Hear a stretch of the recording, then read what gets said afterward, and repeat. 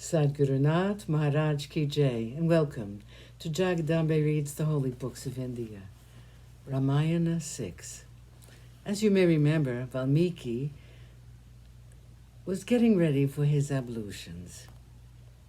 The disciple did as he was bid. With the Valkala in his hand, the rishi looked all around him, his eyes pleased with the beauty of the surroundings.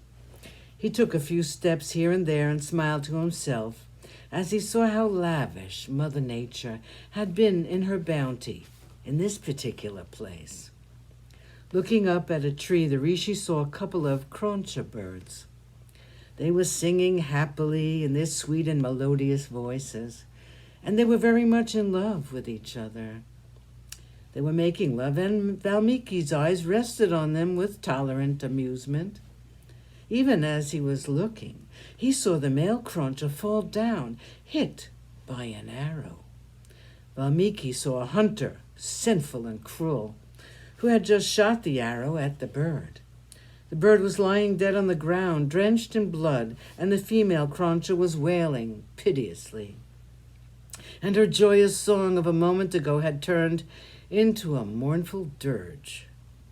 The small bird with its red head was full of sorrow. Valmiki saw the cruel act of the hunter and its sad consequence, and his heart was filled with compassion. He knew what an odd dharmi the hunter had been, and he spoke in an impassioned voice. "You have been merciless in your action. You killed one of these two birds when they were making love. Your act is unforgivable. You will therefore be denied the long span of life granted to a man." Valmiki then turned away from him and left the spot in a hurry.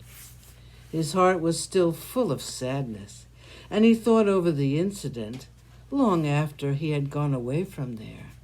He kept remembering the words he had spoken to the hunter, and he repeated them in his mind. He told his disciple, "I was very sad because of what happened to the kroncha birds, and I spoke some words.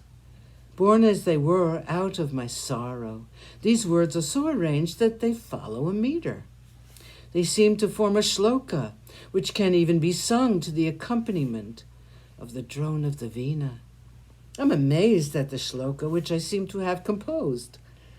The disciple learnt the shloka, and when he repeated it, there was wonder at the formation of it. Valmiki then entered the river and performed the ablutions, the worship of the sun, and all the daily rituals. But his mind was all the while dwelling on the shloka. They returned to the ashram, the rishi in the lead and the disciple carrying the water pot, filled now with the pure water from the tamasa.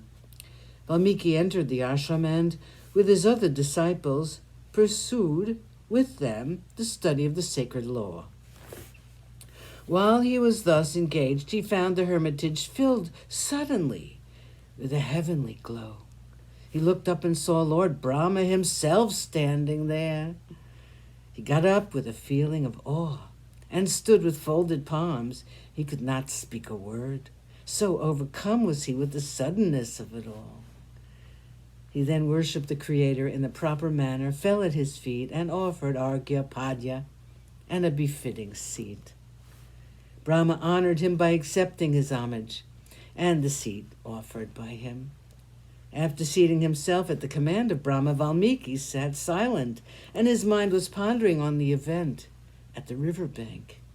He could not still grasp the cruelty of a hunter who could deliberately kill the happy bird without any cause whatever. Again the shloka came to his mind, and he repeated it to himself silently. Brahma smiled at him and divined his thoughts, said, "Do not wonder any more about the words you spoke.